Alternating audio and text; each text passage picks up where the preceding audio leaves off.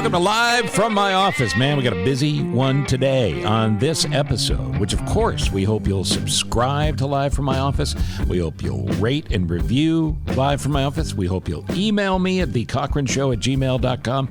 We hope you'll read the show notes where you have all the social media connections you could ever need, as well as additional information about this show. But on this show, we got to get to it because I'm going to be talking with Tom Dreesen, legendary comedian Tom Dreesen. He's written a new book about his life and all the incredible show business stories he has to share. Really, I mean, one of the nicest guys in show business, and he's done everything. Tom Dreesen, David Letterman's best friend, will be on with me, as will Dr. Ian K. Smith. All he wants to do is have you lose some weight. He is, the host of The Doctors. That's cool, right? Travels around the country with public speaking engagements all the time, talk show appearances everywhere, some partially entertaining, not close to this, obviously. But he's a pal and has been for a long time. And he's written his 411th book or something like that. And it's great. That's all. It's great. You can pre-order it for March. He's also writing novels now because he's trying to make sure that he doesn't sleep for the rest of his life. Dr. Ian K. Smith and Tom Dreesen join me today on Live from My Office, sponsored as always by our title sponsor. That's David Hochberg and Team Hochberg at 855-56-DAVID or 56david.com. All right, so terrible weather, and of course it's focused in its terribleness on the Northeast, because that's where the news outlets are. That's where your news channels are. Ooh, the storms are always worse in New York and New England, aren't they? It turns out it was pretty bad in the Midwest as well. I speak to you from Chicago, my home, and we got dumped on pretty heavily, and there's another storm coming. So I'd like to thank the people at NJ.com. This is a website for New Jersey and the people of New Jersey, a very highly trafficked news site, as a matter of fact. And one of their writers, who, if you're involved in any of the snow, this could be very helpful for you. He's written a story at NJ.com, 15 tips on shoveling snow. Oh, you thought it was just shovel snow, move snow. No, there's more to it than that. So I'm going to go through these tips with my comments as well. First, as written by the writer. Number 1, warm up your arms and legs by jogging in place, walking, or marching. You can do this inside. No. Should you do it? Well, of course you should do it. But you are going to put off shoveling snow until you have a fight with your significant other, and then you will stomp outside, and hopefully the stomping that you do to get outside will be enough to warm you up. But let's not kid ourselves. Let's not think you're actually going to jog in place prior to shoveling. Tip number 2, stretch your arms and legs.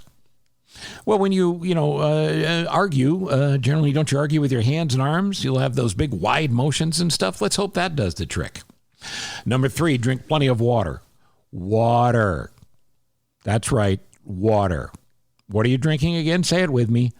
Water. Number 4, use a shovel that's appropriate for you. The bigger the blade, the heavier the load. See, because the bigger the blade means you get more snow on the blade. Use a small shovel blade if you have to. Keep the shovel blade close to your body at all times. Keep your knees bent. Lift from your legs. What is this, yoga? Keep your feet hip width apart for better balance. I would be so wrapped up trying to achieve the position that this NJ.com writer wants me to get into, I'd be too tired to shovel. Which is good because tip number 5 is take breaks. It says here your body's a great barometer, so if something hurts, you're injuring yourself, and stop shoveling. Now, the tough part is if you go out and you're my age, 59, you're already sore when you got there. So I would say go outside, grab the shovel, realize you're sore, go right back inside. Tip number 6, be prepared. Maintain your exercise program year-round. This is nonsense. First off, of course you should exercise year-round. But you can take anybody who's in the greatest shape in the world. Olympic decathletes, when they go out to shovel snow, it's a different physical motion. And you can't practice that. You're not going to go out in July and shovel your lawn. So, good luck with that. Tip number 7, listen to weather forecasts. You can rise early and have time to shovel before work. Rushing the job can lead to injury. Yes, definitely plan on getting up before work to shovel and listen to the weather report so you know exactly when to get up. This, of course, is written at least in part for people who cannot function as a grown-up in any way, shape, or form. Tip number 8, wear layers of clothing to keep your muscles warm and flexible. I'd like to show you now it's not video. Otherwise, I could show you the layers of clothing I wear just to do live from my office. Tip number 9, for big jobs, use a motorized snowblower. And if you shovel by hand, use a lightweight, ergonomically designed shovel to reduce back strain. See, this is where the writer for NJ.com got lazy. He's already covered this. He's already covered shovels. I think it was step number 2. But the snowblower's new. Yeah, I get it. But come on, man. Tip number 10, when you do shovel, push the snow straight ahead. Don't try to throw it. Walk it to the snowbank and avoid sudden twisting and turning motions. Again, I couldn't disagree more. Part of the good time, if you're a dude shoveling snow, is throwing it as far as you can. Throwing it, making a pile, possibly making a fort. Obviously, it helps if you have little kids or grandkids when you make a fort. It's very embarrassing as an adult man to get caught in the snow fort you made for yourself. Tip number 11, bend your knees to lift the snow when shoveling. Let the muscles of your legs and arms do the work, not your back. Again, a little bit of a cheat here. You've already covered this. Tip number 12, this might be my favorite. Stop if you feel chest pain, get excessively tired, or have shortness of breath. Those, of course, would be signals of a heart attack. This tip says you may require immediate professional care. If you have chest pain and you're shoveling snow, and you continue to shovel the snow, maybe it's time for you to leave. Tip number 13, if you feel sore after shoveling, apply an ice bag to the affected area for 20 minutes. Take it off for a couple of hours. Repeat a couple of times each day over the next day or two. Okay. Tip number 14, maybe this is even more my favorite. A warm bath promotes relaxation. It promotes a feeling of euphoria for muscles and helps increase body temperature. 15 minutes in a hot tub can work wonders after shoveling. Well, let me tell you something. If you don't have a hot tub, and I'm not talking about a tub with hot water in it, I don't know what you're going to do here other than take maybe, a hot shower. I don't know too many grown men. Again, I'm only speaking for men here because I know women shovel as well. And frankly, they do a better job. But I don't know too many grown men who go out and shovel their driveway, come back in and say, honey, could you tell me where the bath salts are? No, I don't think so. And finally, tip number 15, if you continue to feel soreness, pain, or strain after following all 14 of these tips, it may be time to visit a chiropractor. Okay, I don't know which chiropractor he's promoting here. Maybe you should, maybe you shouldn't. But I would say tip number 15, instead of the chiropractor tip, why don't we replace it with one of two things? One would be hire a neighbor kid to do it for you for a few bucks. It's well worth it, even if you have to spend some of your inheritance money. And the other alternative tip I would say is this. Drink as much water as you can. Water. Drink water. Drink as much water as you can. And it does melt the snow if you do this. Go outside, make sure that no one's watching, and repeatedly spell Marjorie Taylor Greene in those snow piles, and you will soon have a driveway that's clear. Unpleasant, but clear. You're listening to Live from My Office. Subscribe, rate, and review wherever you listen, and thank you for that. We're going to come back next with Dr. Ian K. Smith. This guy can't help but continue to write books. I get tired when I write a check. Nobody writes a check anymore. Steve, update that joke. Dr. Ian K. Smith will join us to talk about his latest book that you can pre-order now, The Doctor's TV Show, and everything else he's up to when we continue on Live from My Office.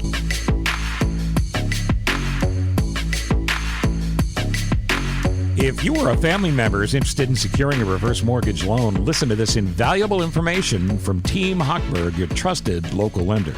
Experienced homeowners, at least 62 years old, secured 44,666 reverse mortgages in 2020, totaling a record $10.6 billion. These financially astute homeowners are taking advantage of the many benefits of reverse mortgage loans. And again, you could pay attention to Tom Selleck when he's talking about this on TV. But let me clue you into something. That's a script. Tom Selleck doesn't know what he's talking about. Nice guy, but he's not a reverse mortgage guy. Hochberg's the reverse mortgage guy. Here's the things you need to know that David Hochberg can teach you because he knows reverse mortgages inside out. You're going to increase monthly cash flow by deferring mortgage payments. All the proceeds from reverse mortgage loans are tax-free. You'll extend the life of your retirement funds. You're going to make home modifications more accessible and make it safer and easier to live independently. You can afford in-home medical and housekeeping pros to assist with tasks around the house to become more challenging as everybody gets older. And you can enjoy those golden years without the fear of running out of money. You want to know more about reverse mortgage loans? Who are you going to call? You going to call Tom Selleck? I don't think you are. You call your local reverse mortgage loan experts. You're going to be happy you did. It's David Hochberg and Team Hochberg at 855-56-DAVID or 56david.com. And don't forget to tune into Home Sweet Show. What's the show called? Home Sweet Home Chicago. Hosted by David Hochberg, Saturday mornings at 10 a.m. on WGN. Homeside Financial is an equal housing lender. NMLS number 1124061. This is live from my office and my friend Dr. Ian K. Smith. Doc, how are you? Good, man. Good to hear your voice. How you feeling? I feel good. You know what? Actually, I've got a pretty significant medical thing coming up. I'm going to have a full knee replacement on my 59-year-old knees. Battered by my incredible athletic career. Oh, yeah, and a lot of golf. And so I'm having that done coming up at the end of February. The Super Bowl is just a few days away, and I saw a statistic yesterday. It doesn't surprise me, but it said that Super Bowl Sunday is the largest food consumption day in America outside of Thanksgiving. And there are studies that say we eat more in calories on Super Bowl Sunday than we do on Thanksgiving. What do you know about that? Yeah, I mean, it's one of those days where it is a literal food holiday. I mean, sports are supposed to be the driver of it, but I think people who are not even into football, it's acceptable to totally just gorge. And, I got to be honest with you, I don't have a problem with it. I mean, it's one day. One day is not going to, cause you to gain 5 pounds. But the issue is if you make it 3 or 4 days instead of one day. So, leading up the night before the Super Bowl, day after the Super Bowl, that's when people start getting the problems. But one day having a great time. I say the same thing about Thanksgiving. You want to go in on Thanksgiving, go in. I mean, there are only so many calories you can consume in a day. Trust me. There's 3,500 calories per pound. The average person in a given day, and as far as food calories, probably couldn't consume more than 4,000 to 5,000 calories. It just can't. It's just physically very difficult to do that. So, big deal. You put 5,000. The problem though is the liquid calories, right? The alcohol. If you depending on what you're drinking, you can really pack on a lot of calories with alcohol. But like I said, go for the day, have fun, and then you're off to the next day. The one that really stuck out statistics wise for me, and I guess it makes sense, but 1 billion chicken wings. 1 billion chicken wings. Now, there's 330 million people in this country. That's 3 chicken wings per person, man, woman, and child for everyone in America. Obviously, everybody's not eating 3 chicken wings, but the point is there's a couple of fat guys, Doc, that are holding the load for those that don't. Yeah, I'm not even a chicken wing guy, so someone's eating my chicken wings, but they're taking over my share. But, what's interesting is that, it's not just the chicken wings are fine, actually. It's how the chicken wings are prepared. It's the fried, it's the buffalo sauce, it's all that stuff that takes something that probably, has probably no more than 65, 75 calories, 100 calories, and they turn it into 500 calories a wing. I mean, that's the ranch sauce. It really is amazing how people can take something that isn't bad for you and turn it into something completely gluttonous. But, that happens. It's Super Bowl. And it's a unique American skill, gosh darn it. Now, you mentioned something a moment ago, and I want to get into the book that's coming out in April and the other things you're working on, obviously, the doctors. But before we do that, you mentioned something a second ago that I thought was interesting, talking about you're not going to gain 5 pounds in a day. But in general, why does our weight fluctuate so much where if you're a scale jumper and you're trying to lose weight, I think you've told me this in the past. You recommend weighing yourself each day so you know where you are. But how do you get that wide fluctuation where you can get on the scale from one day to the next, and it might be 3, 4, 5 pounds difference? Well, it's all about fluid shifts. right? Okay. You know, our body is in a constant state of dynamism when it comes to fluids in our body, and fluids weigh. Ask people that say, well, water weight. The first thing they say, I lost a lot of weight my first week of the diet, but it's mostly water weight. I mean, the body's 70% water. So we have a lot of fluids, and those levels shift depending on what you're doing, what you're eating, if you're exercising, how you're peeing, all that kind of stuff. And so, you know, day to day, your body will go up and down 1 to 2 pounds. It just will. And it will have nothing to do with, shall we say, your real weight. It has to do with where you catch yourself as far as as far as where you are in your fluid shift patterns. And that's why I tell people, weigh yourself once a week, because that gives you a realistic reflection of what the true weight is, because you're not being disguised. It's not being disguised by those fluid shifts. Yeah. Okay. So you were telling me weigh yourself every day. You said once a week. Does it matter when that once a week is? I think I always, the scientific side of my brain says you weigh yourself the same time, the same day, same location, same scale with the same thing you're weighing. That way you have an apples to apples comparison. So if you weigh yourself at 7:00 on Monday morning, do it every morning at 7. If you're doing it with your shorts and a t-shirt on, same thing in your bathroom. It also matters, by the way, where you put your scale. Don't put your scale in your bathroom one time and then your room, because sometimes, depending on the floor, your scale may be off by a pound or two. Sure. And of course, when we all go to the doctor's office, they want to weigh us. Is there anything more uncomfortable for patients than when the nurse says, let's get a weight on you? Or I mean, I swear, I've seen people taking, car keys and wallets and phones out of their pocket, taking their shoes off, their socks off, taking hats off.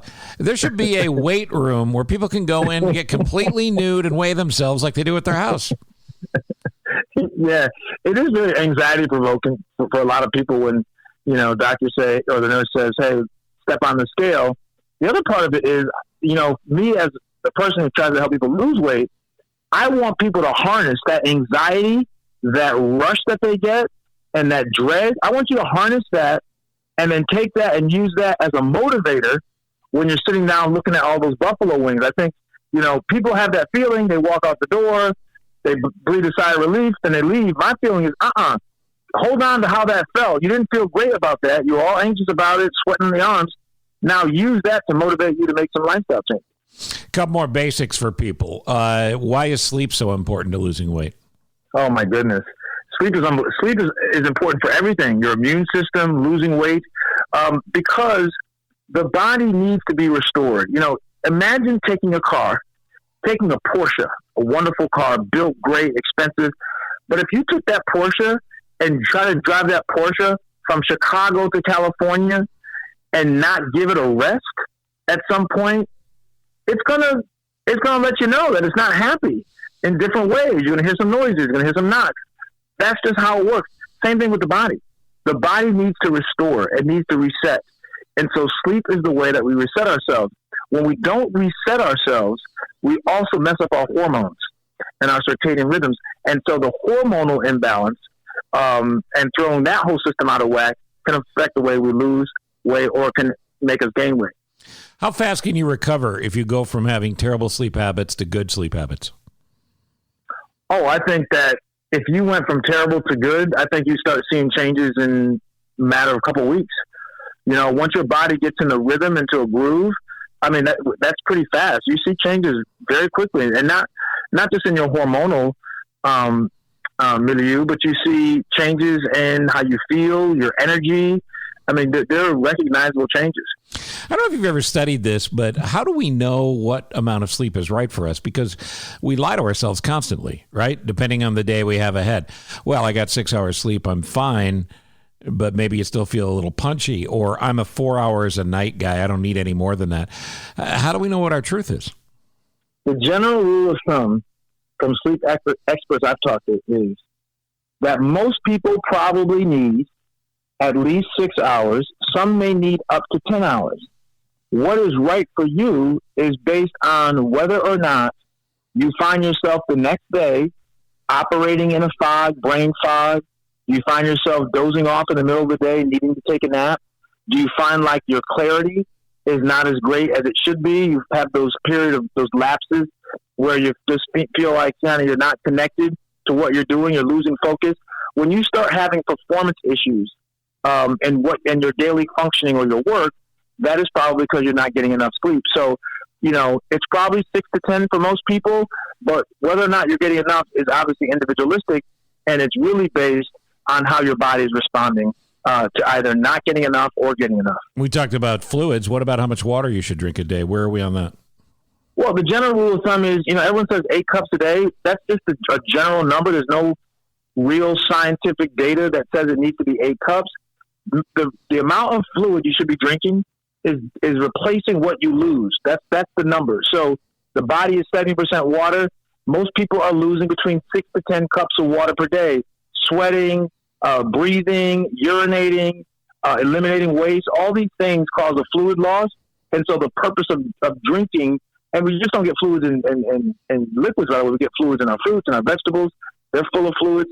But the whole idea is replace what you've lost. And for most people, it's probably 6 to 10.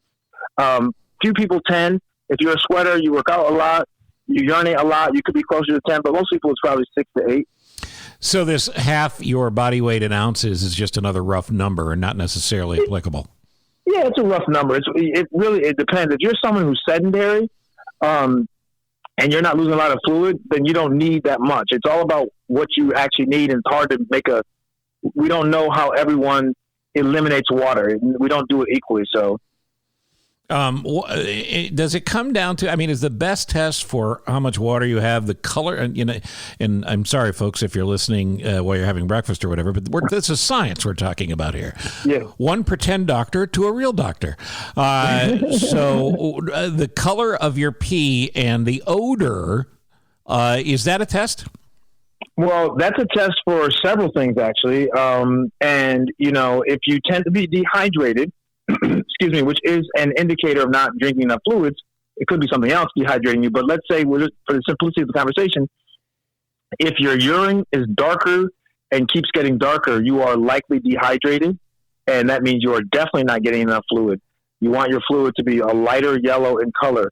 Some people who drink a lot of water, it's almost clear. The odor comes in when you talk about whether or not there's some type of infection. So typically, if you have some type of bacterial infection, there may be a little odor in the urine, and it may be a little foamy and kind of frothy. But yeah, the color of the urine can correlate with whether or not you are properly hydrated. Is clear a bad thing? No, clear is a good thing. Clear means that you don't have, a lot of sugar, a lot of other, metabolites that are in the water. No, clear is not a bad thing at all. Some people have really clear urine. What about salt? Salt intake numbers, if they changed at all? A grown man, how much salt should a grown man have?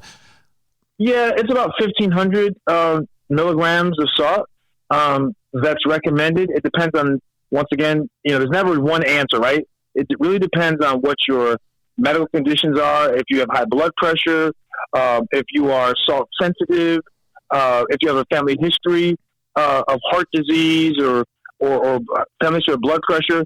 There's some people who hold on to salt and they don't eliminate it properly, and it causes them to retain water. And when you retain water, it fills up your blood vessels, and that increases your blood pressure. So for most people, it's about 1,500, but depending on your risk profile, it may be less. This is per day, by the way. Right, and the retention of salt, what do people who do that do about it? Well, it depends how bad it is. So if you really, really are a salt retainer, and it ends up leading to you having high blood pressure, one thing you're going to most likely medications. There are medications that particularly help people who end up retaining salt. And, you don't always want to put people on medication. And I particularly believe that it's great if you can kind of solve it other ways, but there's some conditions that you just absolutely need help because of your genetics. You have been, as far as I'm concerned, revolutionary when it comes to intermittent fasting and really all the work you do to try to make America healthy. You're a guy that runs nonstop running, meaning your schedule. You're a phenomenal dad, husband, family man. You seem to find a balance for all of it. We can't all adopt your schedule, but if you could say, I want to bless everybody listening to this with one new habit today, what would it be? Ooh, that's a great question. I would say that I would like people to take 20 minutes, 5 days a week and move. Just move. Whether it's walking, whether it's going up and down steps, dancing, I don't care. 20 minutes of movement, 5 days a week, and sustained movement. Even so, if you can't do 20 altogether, do 10 minutes and 10 minutes later. But that sustained movement, if someone said to me, you could write one prescription for better health, only one thing, what would it be? It would be physical movement. It affects every organ system in the body. And, people think you have to kind of run 5 miles to get benefits. That's just not true. You got to get your heart rate up. Right. You got to get your lungs pumping, and you got to, get your muscles contracting. And it's just physical movement makes a big deal. You are writing more books than ever. I've lost count. What are we at? 29, 30, somewhere in there? My 20th will come out April 15th. It's called Fast Burn. You can pre-order it now. That's right. Fast Burn. You can pre-order on Amazon, Target, or Walmart. And I'm so excited. This may be the biggest, boldest plan I've created. It's a 9-week plan. Every week is different. So you have something to look forward to. If there is a tough week, it's only going to last for 6 more days. So you're on to something else. I've tested it in thousands of people. In 9 weeks, people lose between 12 and 15 pounds on average. So it's very, very productive. But it really is a book that's targeting your fat. It's about going into our fat stores, burning it for energy. And so it's a fun book. There are recipes, there's snack lists. It's a really comprehensive book. So I hope people will check it out and enjoy it. And is intermittent fasting at the core of it? That's one of the elements. Absolutely. So the idea is I use different strategies in the book, which is why every week is different. So I use intermittent fasting. And I use different types of intermittent fasting. Sometimes I use time-restricted feeding, where you take your day and break it up. And you hear people say, I got a fasting window and I got a feeding window. So that's TRS. I use that. I use the 5-2 method, where you have 5 days of normal, in quotes, eating, and then 2 days of low-calorie eating. So they're all different types of strategies I use throughout the book to kind of keep your body off kilter, so it never gets accustomed to what you're trying to do, the strategies you're employing to get it to lose weight and shed those pounds. So if I understand you correctly, what you're saying is the body will identify what you're trying to do to it and level it off to a point where maybe it's not going to achieve your goal, and there's a way to get around that in a healthy way, and that's what you do in Fast Burn? Yes. The body's natural state is one of energy conservation. The body does not want to it's expensive to use energy. It's an expensive process. The body doesn't want to do that. The body would love to sit down and watch TV all day long and just rest. Conservation of energy. Now, it's not good for the body in the long run, but that's what the body wants to do. And what you have to do is you have to keep the body off kilter, and you have to keep the body guessing about what you're doing, what kind of forces you are putting on it to get it to try something different. And that's extremely important. So you want to keep challenging your body, keep moving your body, changing up your food, changing up your exercise, changing up your dieting strategy. All these things will kind of keep your body on its toes and never fall back into its natural state of energy conservation. Well, it's one of the things that I like about what my friend Dr. Ian K. Smith does is you have, through the course of these 20 books on health, you have given us there's a great variety of people in the country, a great variety of bodies, biochemistries. You've given all of us in the library of Dr. Ian K. Smith programs that we can use to attack. But there are threads through each of your books that are consistent, and those consistent principles are what's going to be the key to your success. Everybody wants to drop weight quickly, and they want to keep it off. The problem is if you drop it too quickly in an unhealthy way, you're almost guaranteed to gain it back, right? 100%. I mean, absolutely. My thing is, okay, listen, let's say you want to drop 30 pounds. I have an online challenge group where every 2 months we do a challenge. So we're just finishing up the first challenge. We're only 4 weeks in, and people have already lost 12 pounds on the challenge. So those who may want to join us in March, you can send me an email. My email is takebackchallenge@gmail.com, takebackchallenge@gmail.com. But the interesting thing is what I've learned doing these for years is I said to the people in the beginning, January 1st, I said to everyone, guys, we're doing this all year. We're not doing this for a month or just 2 months. We're doing it all year. You got a 30-pound or 40-pound goal, great. We're going to get it. But let's not try to do it all in a month. Let's not try to do it in 2 months. Let's take our time, be patient. Let's not deprive ourselves and starve ourselves and stress ourselves out about the scale. If we give ourselves 12 months to lose 30 to 40 pounds, that's a realistic situation. You're talking less than 4 pounds a month. We can do that. That's less than a pound a week. We can do that. That allows us to have a bad week, a bad day, a bad couple of weeks, because we can recover from it. And so, yeah, I like gradual weight loss. I think that when you lose weight gradually and you make lifestyle changes and you adopt healthier behaviors, then that becomes a permanent solution and not something where you're on this yo-yo, up and down, new plan. I don't want that for anybody. The clean 20 foods, 20 days, total transformation. To me, of all the good work you've already done, that's as good a jumpstart as you could possibly get. And as I said, Fast Burn's not going to be out till April anyway. So is Clean 20 a good recommendation for people that want to really roll with this? Absolutely, because it's only 20 days. And Steve, you can do almost anything for 20 days. Sure. But when people actually look at the list of foods, they're shocked by how diverse the foods are. It's not rabbit food. I mean, there are, there are greens and there are beans and chickpeas and legumes, but there's all kinds of foods on it. And people love the simplicity of the program, and they do really well. And then you take the Clean 20, and once you've gotten your body into a groove, then you can go on to a longer program like, Fast Burn, which is a 9-week deal. But I think people have enjoyed it being a great launching pad for them kind of really making that change to a better diet. The Doctors TV show, thedoctorstv.com, it's on WCIU for those of you listening in the greater Chicago area, I believe every morning at 9 o'clock. Am I right about that? Yes. And what do you want to tell us about that? Well, the idea behind the show is try to expand medicine. It's not just about diagnosis and treatment. I worked really hard this season to try to bring viewers a different take on wellness. Wellness is music. Wellness is laughter. Wellness is reading. And so I introduced a lot of different segments this year to try to get people to look at medicine and wellness through a different lens and not always about, well, I got an ache. Let me go to the doctor, let me get a diagnosis, then get a treatment. You still need to cover the X's and O's of medicine, but I think we're at a time and place where we need to expand what wellness really means, and that's what I aim to do on the show. I don't want to tell you how to produce your show because I think you do a wonderful job, but you should give away the entire library to somebody. And I'm not even kidding when I say that. Of your books. Of my books? Yeah, the entire library is signed by you, to somebody that achieves a goal. Well, what I'm going to do? I'm going to do it on Instagram. And so those who are listening who are on Instagram, follow me at Dr. Ian Smith, spell the doctor out, I-A-N Smith. I'm going to compile all of them. It'll be 20. And maybe that's a great idea, Steve.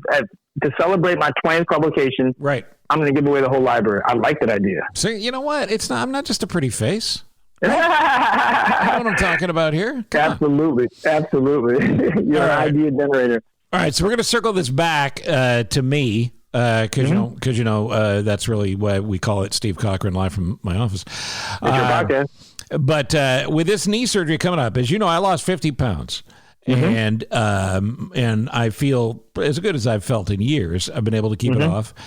But having said that, every pound I lose in addition, because believe it or not, there's 2 or 3 more, going into knee surgery is a big deal. I mean, any surgery, obviously, but your knees take so much pressure.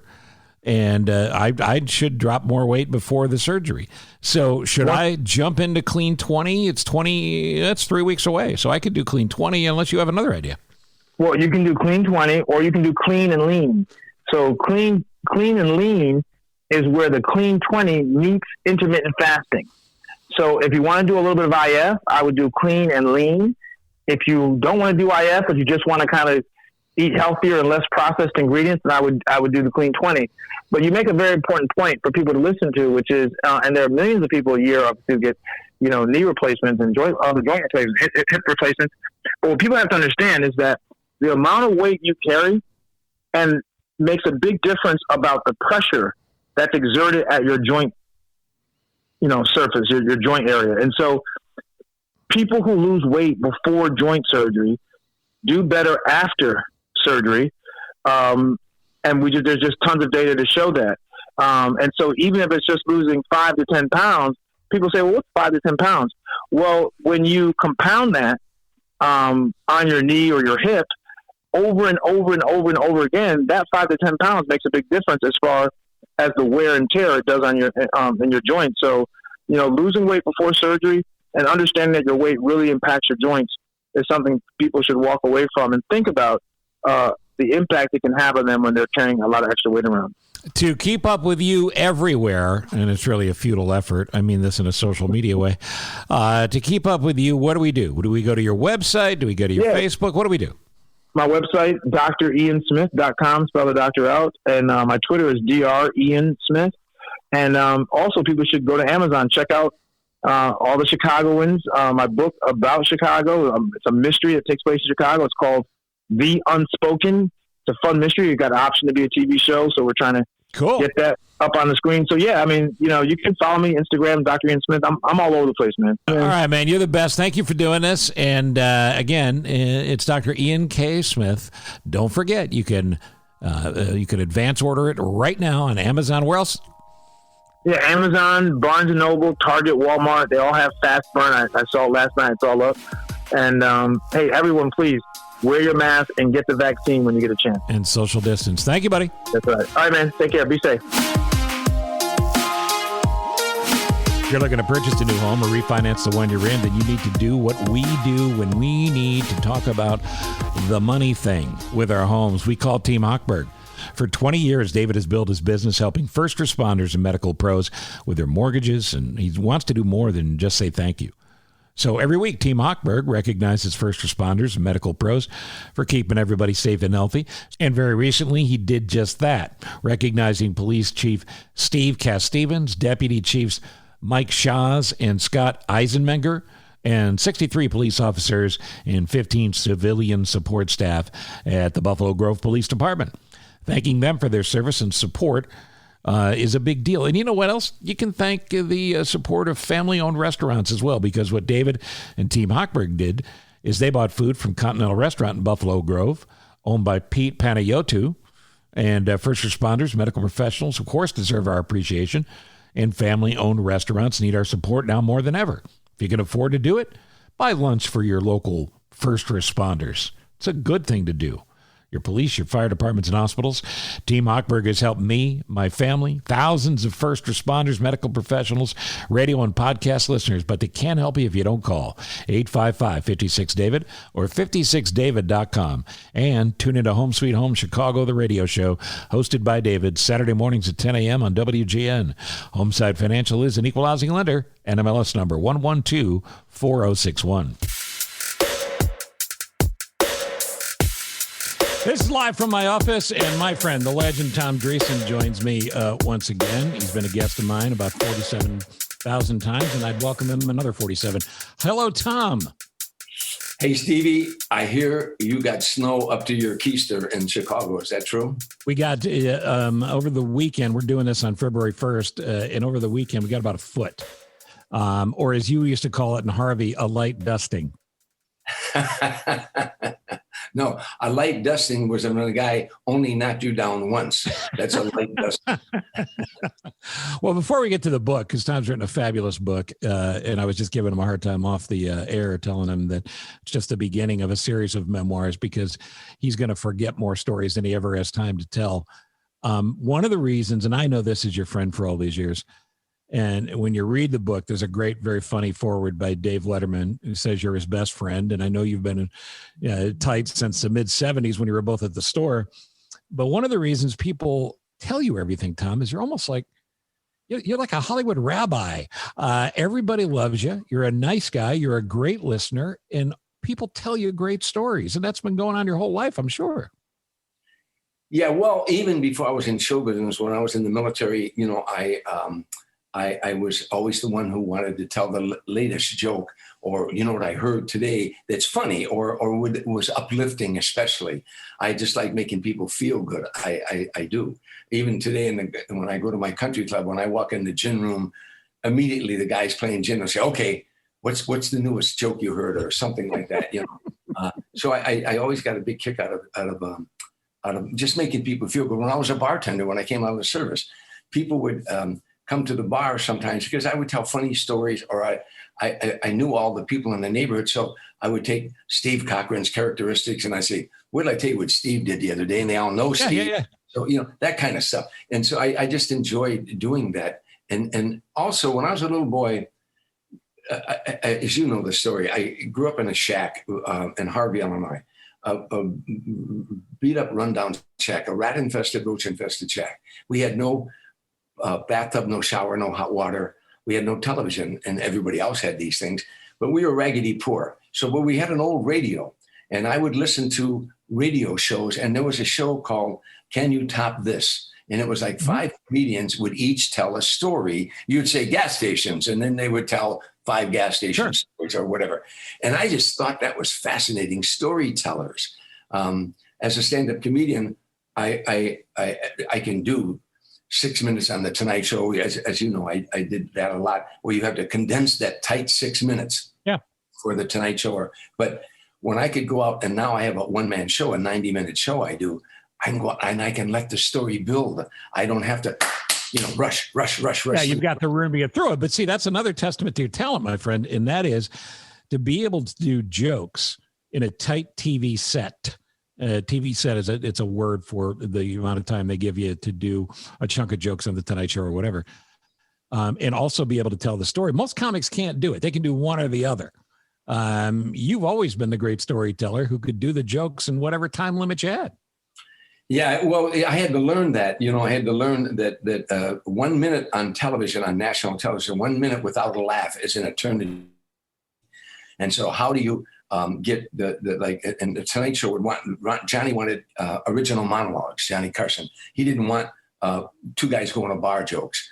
He wanted original monologues. So how can I condense? I used to have to get 22 to 26 laughs for me to know that this set was tight. So I'd take my tape recorder to the Comedy Store, to the Improvisation, to the Laugh Factory, and work on that piece of material till I got it so tight, and then it's funny because I came up in the 80s and 90s and mostly on the radio, but as you know, I've done stand-up the whole way as well. And I heard Leno use a term that I'd never heard before, but it's what you're talking about, laughs per minute. Was that a thing that you guys talked about back in the day? Because Leno came up when you came up in the 70s. Yeah, well, I was doing the Tonight Show before Jay and those guys, and I developed a system. I had a system before there were computers. I had a big wall. On my wall, I had a huge board that had magnetic clips on it, and I would put in these pieces of material that by color code, what was new that I was working on, what I'd already worked on, what was a little off color that you couldn't do on TV, was the color blue, as you would know. Sure. Anyhow. But I realized that for a set to be tight and strong, if I could get 22, when I got anywhere between 22 to 26 laughs working out at the Improv or the Comedy Store or the Laugh Factory, I knew my set was ready, and then I'd save the storytelling. Pardon me? It's fascinating to me. It's fascinating to me because I've never looked at it that way, but I get it. And that's how you package it the right way. Yeah. Well, in those days, that's what you had to do. Now, again, you got 6 minutes and then you have time. You want to get over to that couch and have Johnny tell a couple funny stories over there. It's called Still Standing. It's Tom Dreesen's journey from streets and saloons to the stage. Sinatra, Tom Dreesen, and your co-authors, Darren Grubb and Johnny Russo. And as I said, Letterman wrote you forward. So let me jump around a little bit. You and I both have known Larry King for a long time. Larry just passed a couple of weekends ago. Tell me about Larry. Well, I remember doing his first show and he fell asleep during the interview. He was doing like 20 hours a day all over the country, and he'd say to me, now you're a big Cub fan. And tell me, is this guy Harry Carey, does he drink as much as everybody says? And as I was telling him, he'd doze off and then he'd pop in. But I got to know him through the years doing his show. When I first started listening to Larry, excuse me, I'm sorry. No worries. When I first started listening to Larry, it fascinated me on the radio before I was ever in show business. But here, listening on the radio, I always listened to Chicago radio. And so they would say, so-and-so from Oak Park or so-and-so from, from Gary, Indiana, wherever, just that area. But they listened to Larry King say, Memphis, Tennessee, you're on the air, Biloxi, Mississippi, you're on the air. Boston, Massachusetts. Altoona, hello. Yeah. Oh, I thought this is incredible. You're getting nationwide opinions on that subject matter, Right. And it made me become a fan, Yeah, he was an interesting guy. A very, very interesting. But he's a guy that, and Regis was like this. And I know how well you knew Regis as well.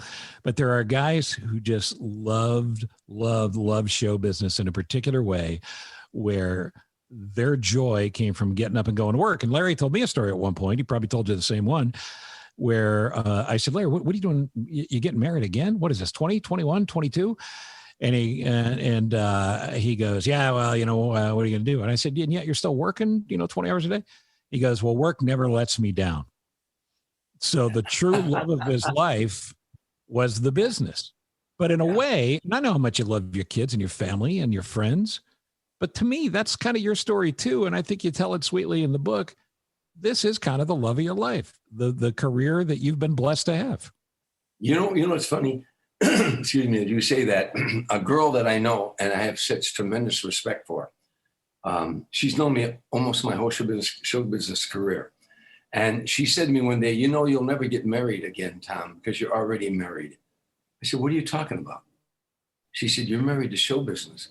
I said, what? She said, if you would ever love a woman and take as much care and time with a woman as you love show business, she'd be the luckiest woman in the world. I said, you know what? As painful as that was for me, she's right. I do love show business. I love every aspect of show business. But that's not a bad thing. You think about the joy you've brought to people through the years. I mean, that's one of the reasons you're still doing it. And the joy it's brought me. I was heading for a disaster. I thought I'd probably be an alcoholic back in Harvey today in some bar, or even if I was alive. I was so unfulfilled. I didn't know what I wanted when I came out of the service. I was married. I had kids. I was wandering from job to job, loading trucks on a loading dock. I was a Teamster guy. And then I dropped my Teamster card and became management. I was a bartender, always part-time. I was a private detective for Police Detective Agency. I was a photographer for my brother. Excuse me. You were making a living. You did what you needed to do to make a living. But always unfulfilled, always feeling, sitting in a bar at 2:00 in the morning, drinking beers with my buddy saying, I don't belong here, but I didn't know where I belong.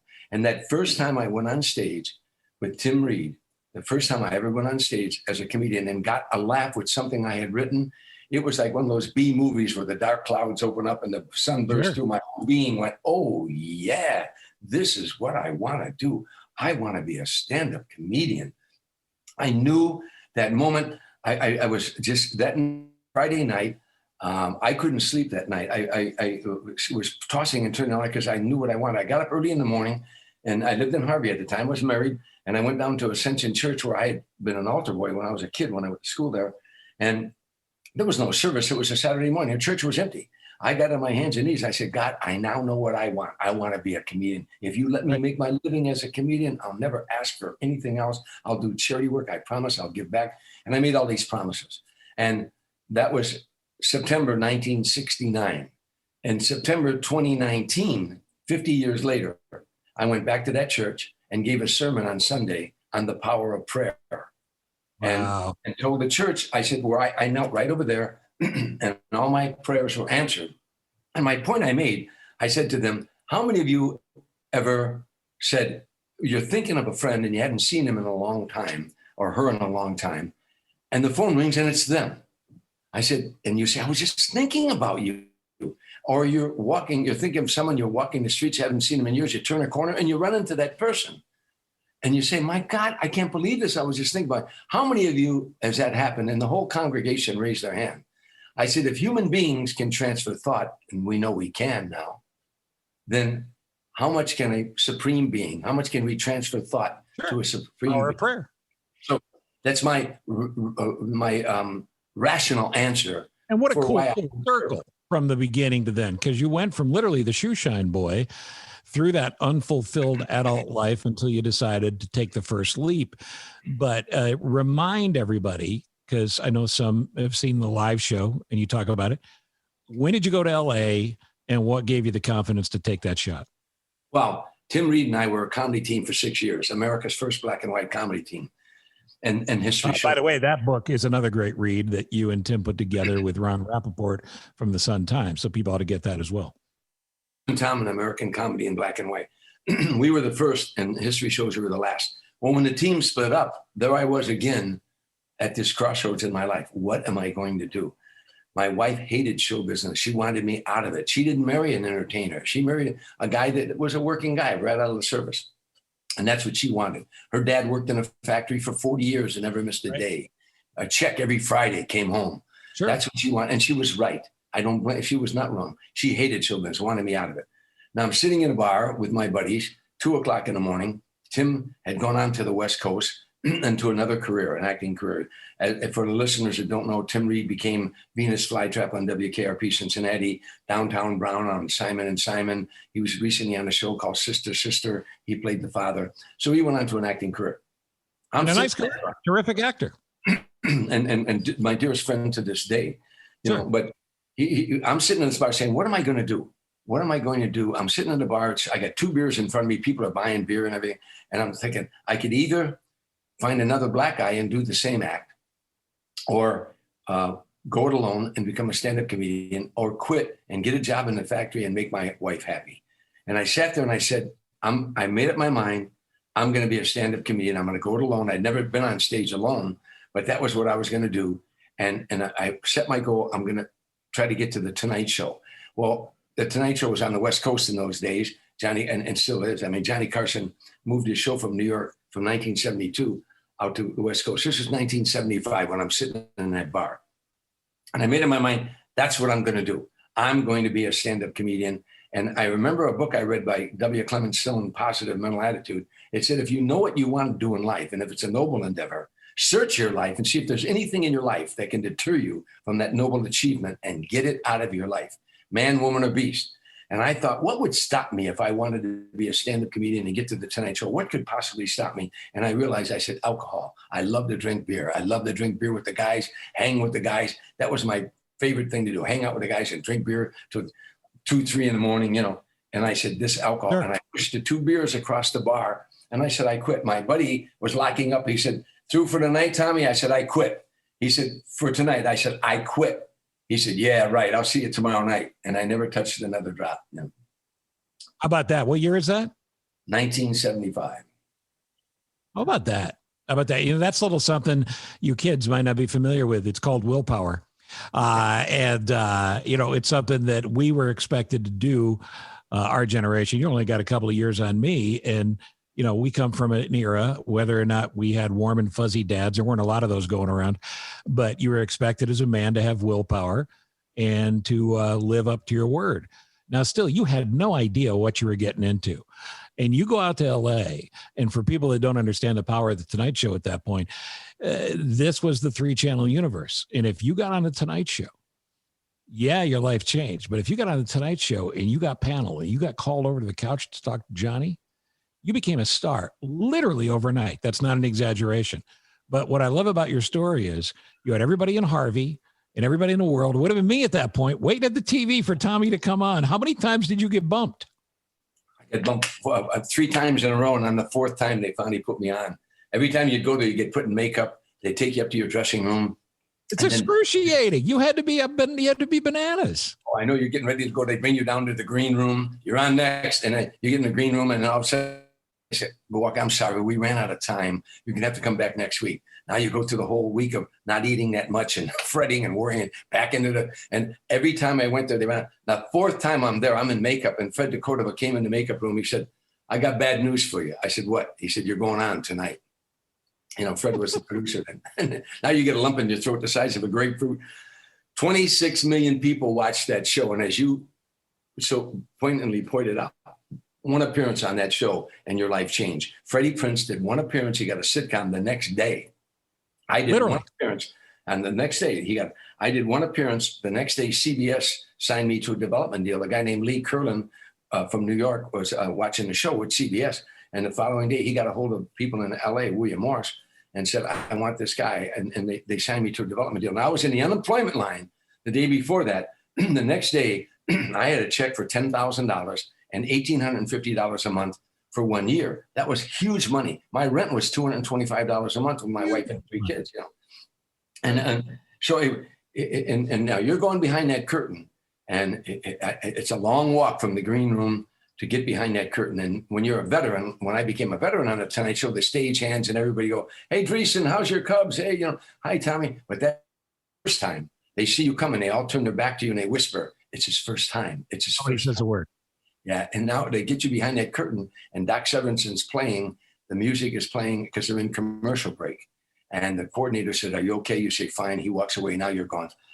What's my first joke? Oh, what was my first joke? Oh, yeah, you know, now you're, and now the music stops and your heart stops because we're back now. And the curtain that was dark starts to light up. It starts to light up and you realize they're back live now. And Johnny says those magic words that he only does the first time you're on. "We're back now. And I'm glad you're in such a good mood tonight because my next guest is making his first appearance on the Tonight Show." That one line, "I'm glad you're in such a good mood tonight." Oh boy. Now they welcome Tom Dreesen. They open that curtain. You walk out into these bright lights. Not only do 26 million people are watching this show, but every agent, talent coordinator, Las Vegas bookers, Lake Tahoe, Reno, all these places, they're all watching that show looking for the new comedians because comedy was the rock and roll of the 70s. I know comedians were popular. And so you got pressure on you, but my buddy back in Harvey, Illinois watching the show. So if I bomb, I can't even go back home. You know, so a lot of pressure. Is, you went out, you nail it. You were on the Tonight Show again and again and again and again. You guest hosted. Dave is your friend for life. Dave has you host his show. You're a guest on his show forever and ever. You're one of the great talk show guests because you're a great interview. Obviously, you know you've done it for me a million times. But I don't want to give the book away because I want people to get it. Hold it up again, as a matter of fact, so people can take a look at it. It's called Still Standing, My Journey from Streets and Saloons to the Stage and Sinatra. And just to sum it in a sentence or two, a little boy on his hands and knees with the shoe shine box, trudging through the snow, you know, and getting in the bars on his hands and knees, shining shoes, hearing Frank Sinatra on the jukebox. Sure. And that book takes you from that little boy hearing Frank Sinatra on the jukebox in Harvey, Illinois, to one day carrying his coffin out of a church in Beverly Hills, California. So it's a journey in between, and all the stories in between that are funny and heartbreaking, and the knockdowns. It's still standing as a double entendre. You know, we're stand-up comedians, so I'm still standing after 51 years in the business, but I've been knocked down, and in the book, physically knocked down. I'm going to let people get the Sinatra stuff out of the book because there's so much great stuff there, but there's great stuff about your whole career. All right, let me ask you about somebody else because you and I are nuts for golf. There's another guy that's nuts for golf who's been a friend of yours forever and ever and ever, and that's Clint Eastwood. And here's a guy that's pushing 90 and he's still out there directing movies. Tell me an Eastwood story, about your relationship or anything else. He's not pushing 90. He is 90. He'll be 91 May 31st, you know. It's unbelievable. I think the great story, I mean, there's so many stories about Clint that I love, but Frank Sinatra introduced me to him 35, 40 years ago. And I don't know what it was, but we hit it off right away. You know, Clint grew up in Oakland. He was a pin boy, as I was, but set pins in bowling alleys. No one knows what that is even about anymore. People don't know that there were people who actually set pins. But so we hit it off. You know, we hit it off. And I made him laugh. I always made him laugh, and he loves to laugh. But I said to him one time, "How do you do this?" He was like 88 at the time. You know, I said, "How do you do this? You keep, doing these shows, directing and at your age." He said, "I don't let the old man in." And I never forgot that. And he said, "I don't let the old man in." And so I was with Toby Keith. Clint had a golf tournament called the Clint up in his, in Carmel, and at his golf course called Tehama. And Toby said, "Boy, Clint just fascinates me. He's still doing it at this age. How does he do it?" And I said, "Well, he told me one time, Toby, that don't let the old man in." I said, "He doesn't let the old man in." I said, "You're a songwriter. You ought to write a song about that." Now, he then, Toby wrote that song for the movie The Mule. Don't let the old man in. That's right. That's right. Yeah. And now Toby gave me credit for it on a radio show in Nashville. He said, Tom Dreesen, he was on with a guy that is a good friend of ours named Sean Parr. Sean's a radio country western guy. Yeah. But anyhow, then later he said he played golf with Clint, and Clint told him that. Well, that's okay. But I think you should give Clint the credit, But I honestly did say, if I was a songwriter like you told me, I'd write a song, and he did. Well, and explain what he meant by it. Don't let the old man in. We all wake up with aches and pains, but Clint would just say, "No, not today." Well, is that what he meant by it? And by the way, I do the same thing. I get up in the morning now. I'm no spring chicken eater. I get up in the morning, I'm aching all over. I played 18 holes the other day and walked the course, and a hilly course. And I got up next morning. I said, "Oh my God, my son!" But I said, "Whoa, I ain't letting the old man in." Right. And you keep moving. I once said to my family doctor, "What's the secret of old age?" He said, "Keep moving. Get out of bed in the morning and start moving. Go somewhere, do something, go to the store, walk around the block. Get up in the morning and start moving. Make your bed, for those who are wealthy like you have a maid do that. Steve. Oh, totally. Yes. Yes. She just left the room moments ago. But it's such a great message for life. All right. And I got to ask about somebody else. I mentioned David Letterman, your friend forever. Talk to me about David Letterman, because as I said, the forward in the book is hilarious. He loves you. He says you're his best friend. I have no doubt about it. And I've only brushed across Dave a couple times. He's a different guy. He's not like Tom Dreesen. I don't think Dave loves people. I think you love people. How is it you two got together? We are so opposite. I came off stage it was his first night in LA. And I came off stage at the Comedy Store, and I hadn't been out there very long either. As I walked out in the parking lot, he said, "I really enjoyed your set, Mr. Dreesen." I said, "Oh, what is your name?" He said, "My name is Dave." I said, "Oh, Dave, I'm Tom." Yeah, and blah, blah. And I said, "Where are you from?" He said, "Indianapolis." And I started talking sports. I said, "Indianapolis, what major league team did you root for growing up?" I was hoping he'd say Cubs, of course. But he said, Cincinnati, closer to Indianapolis, whatever. Sure. And we started and I'm so outgoing, so extroverted. I kept taking it to him, not knowing this shy, introverted guy was almost like a recluse. Had I known that, I would have respected that and given him space, but I didn't know that. And every time I'd see him, I'd take it to him. "Hey, Dave, how you doing?" Before you know it, we started playing basketball together and racquetball together and just became friends. And then when I realized that he was really kind of a very private guy, it was too late. We were already friends. But sure. I'm going to give you a great, perfect David Letterman story right now. Like 2 months ago, he called me. He said, "Tom, every time you do an interview or I do an interview, we tell the same story, that you came off stage at the Comedy Store. I was in a parking lot. I complimented your material and we became friends." I said, "Yeah." He said, "Well, it's boring." I said, "Well, that's the truth." He said, "I don't care. It's boring." He said, "From now on, tell people you came off stage at the Comedy Store. I was in the parking lot. I stole some of your material and you beat the shit out of me." Can I say that? Can I say Absolutely. That? Oh, 100%. Well, that's what he said. He said, I said, "Dave, now why would I say something like that?" He said, "Because it's a better story."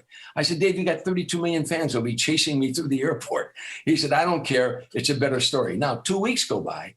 He calls me and he said, "Tom, do you know the governor of Illinois?" I said, "I met him, but I don't know him." He said, "Why?" I said, "Why?" He said, "Well, my wife Regina has a friend in Chicago, a woman who has an adult son who's autistic. And these autistic adults, they near a hospital, they have some land, they plant corn, beans, tomatoes, and when it comes into fruition, they give it to the homeless and stuff." I said, "Oh," he said, "and the state's going to come and take that away. And I'd like to talk to the governor to try to persuade him not to do this." And I said, "I don't know him, but I know John Cullerton, the Senate president, of the Senate, and John's a good friend of mine." And I said, "I could call him." And I said, "Let me call him." So I called John, and John said, "Oh, Tom, don't worry about that. Tell Dave, don't worry. We're taking care of that. There's something with the statute or whatever." I said, "John, could I have Dave call you? And because you explained it better than me." He said, "Yeah, please do that." And I started to hang up. I said, "Oh, John, by the way, when you tell Dave you're helping him, tell him the only reason you're helping him is because Dreesen beat the shit out of you in the Comedy Store parking lot." So John Cullerton said, he's a great guy. He said, "Okay." Now, 10 minutes go by and my phone rings and it's Letterman. I said, "Hello." He goes, "Didn't I tell you that's a better story? I told you that's a better story." It's my friend Tom Dreesen. Hold the book up one more time for folks. It's called Still Standing, My Journey from Streets and Saloons to the Stage in Sinatra. And in regards to something you just said, and I'll end it with this. If I close my eyes, Steve, no matter where I'm at, when I was performing at the White House, before I was walking out on stage in front of 20,000 people, opening for Frank Sinatra, doing all these shows, whatever. If I close my eyes, I see a little boy with a shoe shine box trudging through the snow, going to shine shoes that make money to help feed his brothers and sisters. I'm a heartbeat away from that kid, and that's what this book is all about. That's basically what it's about. The great Tom Dreesen. Please go out and get the book. You're never going to regret it. And as I always say, get 2 copies. You're careless, you might lose the first one. Thank you, buddy. Okay, Steve, it's great to talk to you. Always great to talk to you.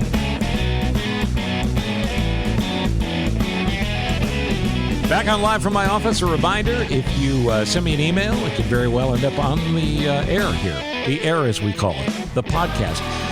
You send that to thecochranshow@gmail.com. One of the things I'm always looking for is help with promoting charitable causes. And there may be one that's close to you that you'd like me to know about, and therefore provide some free publicity for them. This whole COVID-19 mess has been brutal for charitable causes.